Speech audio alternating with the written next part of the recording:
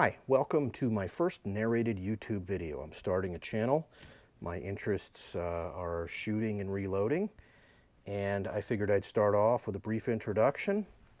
I'm going to be filming at least for a while. This is a Hero GoPro 4 Black. I'm using a lavalier mic from Audio Technica with GoPro's adapter. I've got it on a Joby tripod, and it's actually sitting in the shell tray of my Dylan 550B, which will be the subject of a later video.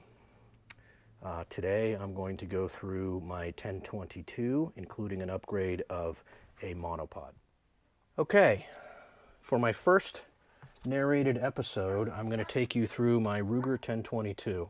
It's one of my favorite rifles. It's actually the first rifle I ever owned, far from the first rifle I shot, but I bought it in high school in about 1980 or so. It of course came with the aluminum trigger assembly. It had a walnut stock with no barrel band. It was kind of a limited edition. I think it was called a Sporter.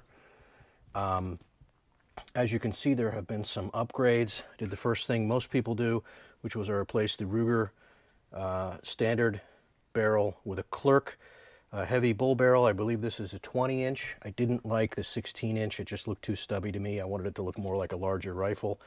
This is a Hogue rubber-coated overmolded stock with the channel for the heavy barrel. I've added a Harris ultralight pivoting bipod. On the fore end, it just attaches to the stud. I've got a Kid scope mount here, Kid's low-rise scope mount, with a Leupold Very X3 3-9x50 scope. It's a heck of a lot of scope, but I took it off another rifle that I will show you soon, and I really like it in terms of being able to see even shots at 50 yards, individual shots. It's a great scope. It's just a duplex crosshair. I added a Kydex adjustable cheek piece because this stock doesn't have enough comb or rise for my cheek to look through the scope properly without just floating it or putting my chin on here.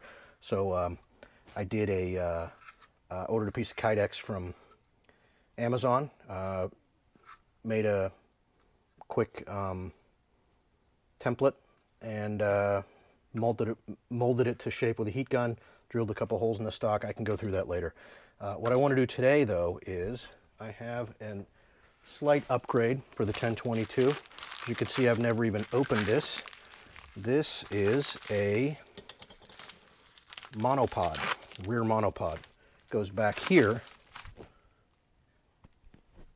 to hold the rifle on a bench or other surface.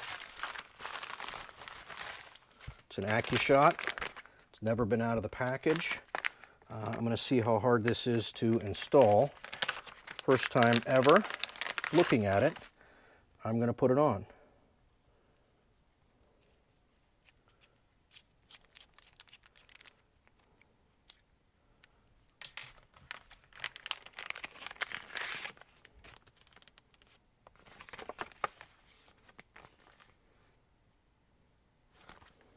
As I often see on YouTube, let's do a safety check first.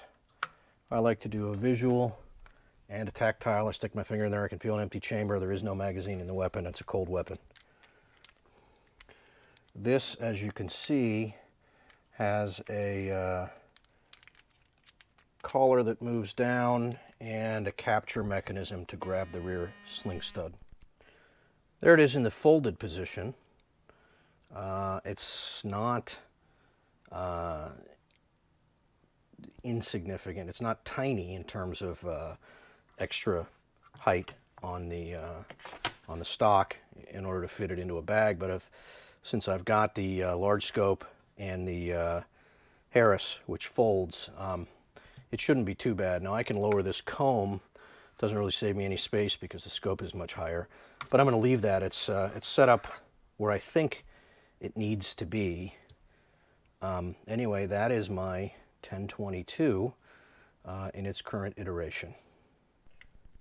So I was concerned as to whether the shortest monopod they make would level out the rifle, but as you can see, It's absolutely capable of leveling the rifle. Now I'm turning with my hand the fine adjustment instead of pushing the button and just plunging it. So that's probably a quarter of the way down or shortened, and that's dead nuts level on the barrel. So obviously that's not really practical in the real world. You're not going to absolutely level it, but you're capable of coming beyond a perfectly horizontal shot. There it is, extended again. It's a pretty solid rig. I've got some match ammo to try out with it the next time I'm at the range. You can see here on the Kid trigger guard, I opted for the extended magazine release. You can just grab it, just flip it with your thumb. The magazines absolutely drop clear, which I had a problem with magazines falling free in the Hogue stock, but apparently it was the trigger, it was the magazine release and nothing else. Anyway, that's my baby. This is my first video narrated anyway. I hope you enjoyed it.